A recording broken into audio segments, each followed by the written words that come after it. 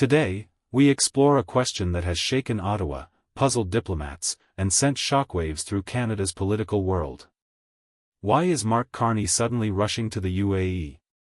And what happened behind closed doors that forced this urgent, unexpected mission? Because this time, what looks like normal diplomacy may be hiding something far bigger. Something Canada was never meant to know.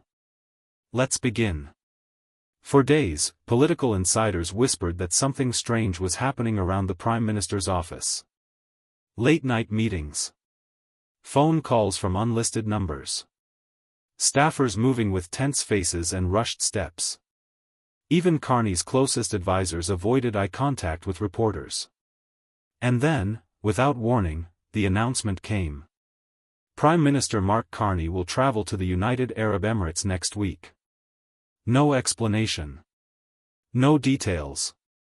Just a trip, announced at the exact moment the UAE and Canada both face uncomfortable questions over the conflict in Sudan. But if this trip was just routine diplomacy, why was it prepared like a secret rescue mission? Here's where the story becomes truly mysterious. According to one senior official, who agreed to speak only under the condition of anonymity, Carney received a message that changed everything. A message sent through a secure channel at 2:14 a.m., originating from the Gulf. A message so urgent that Carney cancelled private meetings, shifted his schedule, and demanded immediate briefings from intelligence officials. The official wouldn't reveal the contents of the message. He only said 7 words. It wasn't about politics. It was bigger. Bigger than politics? Bigger than diplomacy? Bigger than the Sudan crisis? What could possibly force a prime minister to move with this level of secrecy and speed? To understand the urgency, we need to step into the shadows between Canada and the UAE, shadows most Canadians never hear about. The UAE has become one of the world's most powerful financial hubs. More than $3 trillion are managed through Emirati sovereign wealth funds. Their investments stretch across Africa, Asia, Europe, and yes, deep into Canada. Carney knows this better than anyone. He understands global money, global influence, and global pressure. He built his career studying the world's financial heartbeat. And right now, the UAE is one of the heart valves. But something else has thrown the Gulf nation into the spotlight. The escalating violence in Sudan.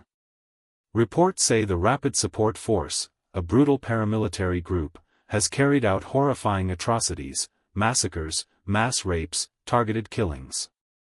And despite denials, the UAE faces international pressure over alleged ties to the RSF, especially regarding gold shipments, weapons routes, and shadow financing.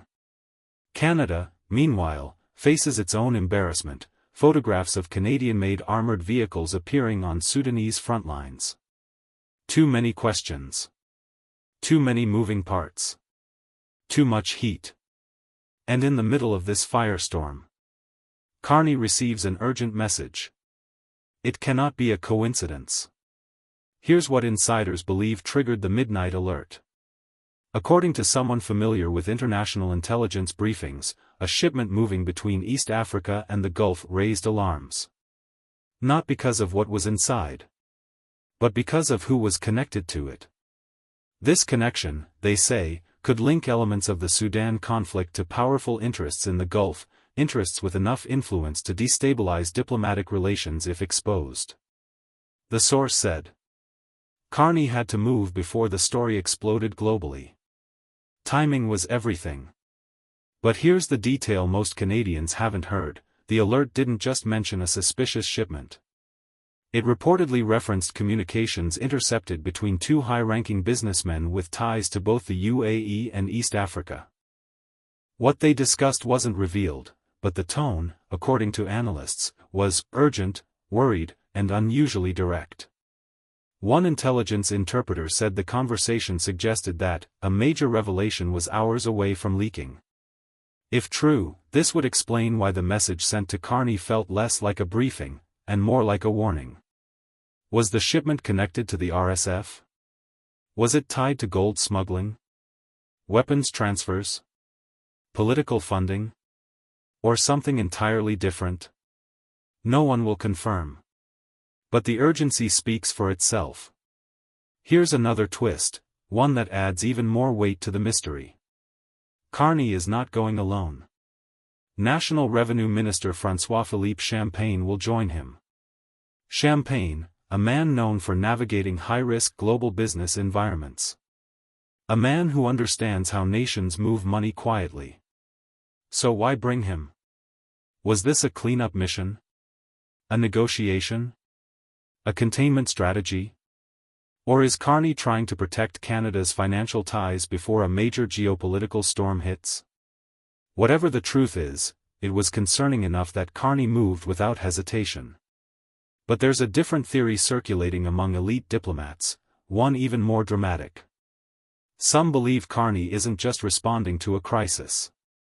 They believe he is preventing one. Here's what we know. In the last month, 3 Western intelligence agencies reportedly shared warnings about a regional escalation connected to Sudan's gold network. One of those agencies allegedly contacted Canada. If those warnings are accurate, it means something dangerous may be forming behind the scenes, something involving money, minerals, and powerful interests. Carney, with his reputation for global crisis management, might be stepping in to stabilize the situation before it spirals out of control. Not as a politician. Not as a diplomat. But as one of the world's most respected economic troubleshooters. Someone capable of walking into a room full of powerful people, and calming the storm. But there is still one final, unsettling layer. Some insiders claim the UAE requested Carney personally. Not the Canadian government. Not a delegation. Not a minister. Carney.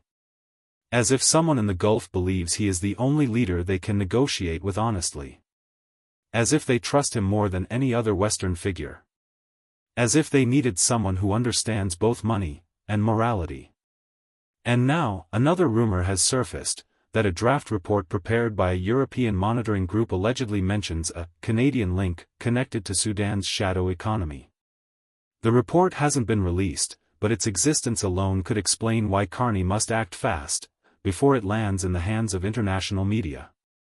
If that's true, then this trip is not about diplomacy. It is about influence. Power. Trust. Reputation. And possibly, avoiding an international scandal before it erupts. One insider put it this way.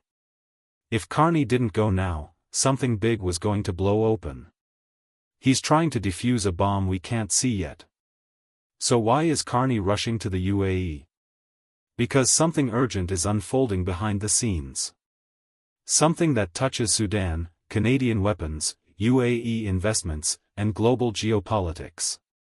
Something powerful enough to summon a prime minister in the middle of the night.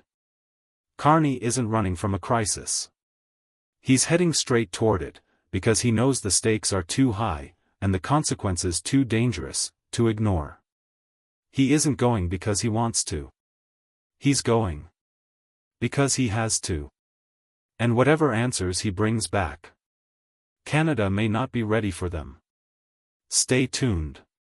Because this story is only just beginning.